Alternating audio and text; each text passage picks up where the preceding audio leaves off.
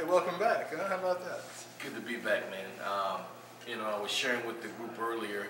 Had an opportunity to come into the stadium with our team at McNeese, and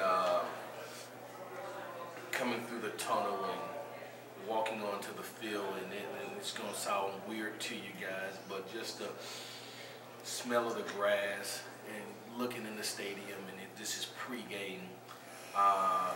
It was validation that there's no place like that valley, there's no place like this stadium, and until you've been here and then left and gone away, I think you can have a real appreciation of it and for what it is. And even in that moment, you deep down just think maybe one day in some capacity we'll have an opportunity to be back here in such a magical, mystical place inside of this concrete stadium. And so when the opportunity presented itself, it was one that certainly we had to take serious consideration of, even though I was a head coach at another place, with the opportunity to come back here, and the vision of where the program was going with Coach Kelly was one that was very difficult to pass up. How did he sell you? Did he call it a reset? No, you know what? He shared his vision. Yeah. We met for several hours, and we talked about life. We shared who we were as husbands, as fathers, as coaches. We got into some ball, and after probably 3 or 4 hours, you knew there's a reason why this guy is one of the winningest coaches in this decade. There's a reason why he's been so successful and the all-time winningest coach at Notre Dame, why he won at Cincinnati, why he won at Grand Valley, why he won at all these places. And so there's a yearning to want to continue to grow professionally. And I just thought that was something we could do here. We can continue to grow professionally under Coach Kelly with his vision and what he's going to do with our program. When you came back, I think people just assumed that you were going to be the recruiting coordinator. Yeah. And talking to Coach Napoleon yesterday, he said, look, Frank's going to tell me about Louisiana and the nooks and crannies and all that, and I'm going to lean on him. How are you two guys going to work together to... It's been fantastic. He's the thing about our staff, they're consummate pros. You walk into that building and I hope, as a group, we don't all have a lot of experience with each other, but when you're a pro about your job, it bodes well because you're going to do what needs to be done. Because you're a self-starter, you know how to do it, and so many of us have been coordinators, have been head coach, have won national championships and Super Bowls and conference championships, and so it's truly, he's assembled an all-star staff, and so guys go about doing their business and complement one another without ego. And so in regard to Coach Napoleon, he's a stud. I enjoy him. Spend quality time with him, and when it's time for recruiting and he needs help, hey coach, how should I do this, or what do you think about this? And then there's some things that they've done, Coach Kelly has done at Notre Dame in places, and he's been with them for the last decade or so that fits perfectly in what we're trying to accomplish. And so for me, there's no ego. For him, there's no ego. We're in for one reason, and that's for LSU, and to help us attain what we're trying to accomplish, and it's worked very well. How does... Go ahead. John Emery seems to be a big X factor on what's going to happen next year. 5-star recruit, has shown flashes but not been consistent. Is he on path to be that and help next year? Yeah, Tuesday, Jeremy Hill came by and just talked about the standard, about this room, and the men he sat in that room with, and all of them that played in the National Football League during his time. And last Tuesday, Leonard came by and he met with the room and talked to him about his experience and all of the guys in that room. And this the reality of iron sharpening iron, and I say this as respectfully as I can, but before Joe Burrow, there was Billy Cannon.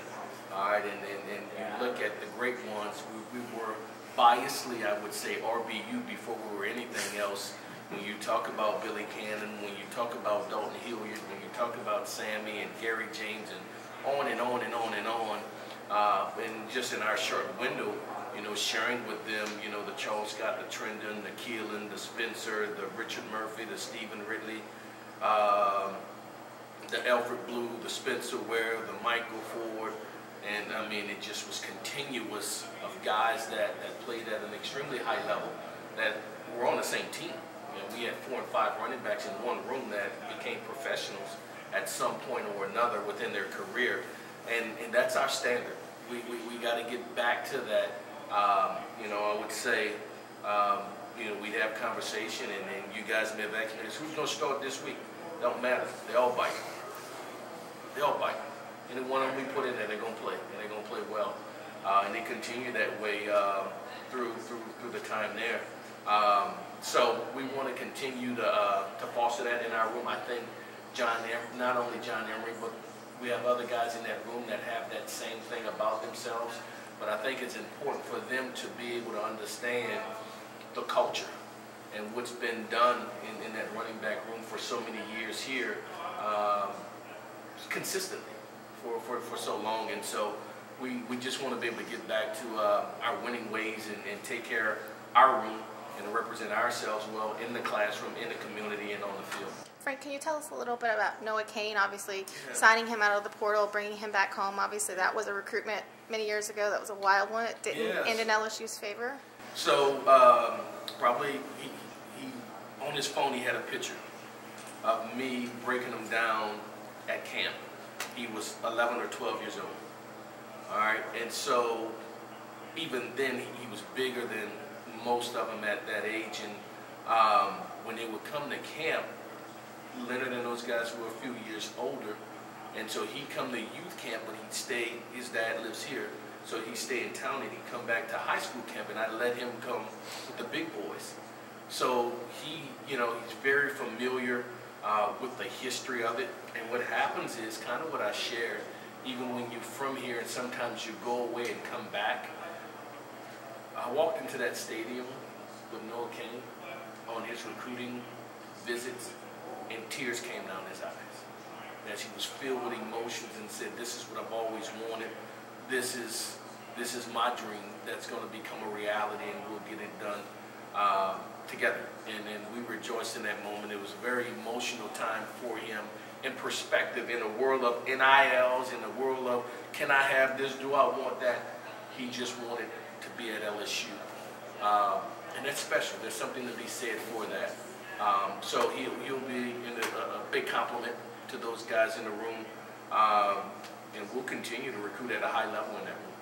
You talked about RBU and all the dudes, and I was thinking earlier, it was a real commitment to the run game when you were here last. That maybe we haven't seen, and that's because the offenses differ, I know, but have you had those conversations with Brian about staying committed to a run game, or, utilizing backs? I think that's part of his DNA. That's the compliment of being here. I don't have to sell him on that because he knows what wins championships, and he's done it consistently for so many years.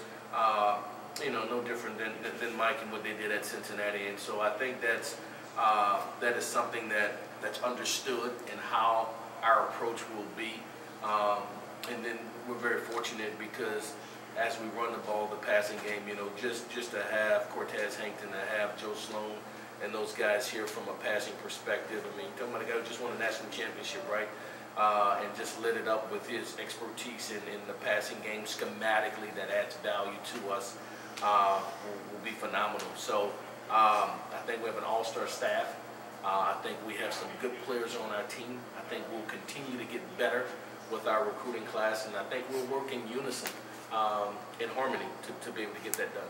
Coach, you're known as an elite recruiter, but to hear Coach Kelly say that you're more than that, what does that mean? That surprise you? You know what?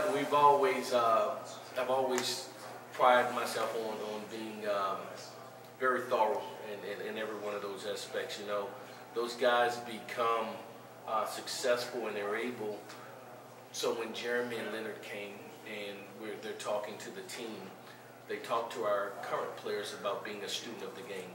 Because at some point, to be a first rounder, to be a second rounder, you're going to stand in front of an organization and You'll have to get on that board and be a clinician for a moment and understanding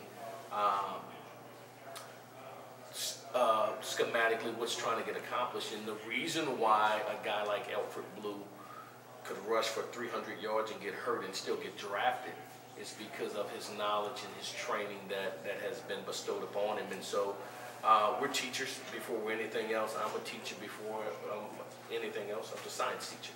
So we teach. And so and the recruiting is just a byproduct of it as well, complimenting it. But it was gratifying.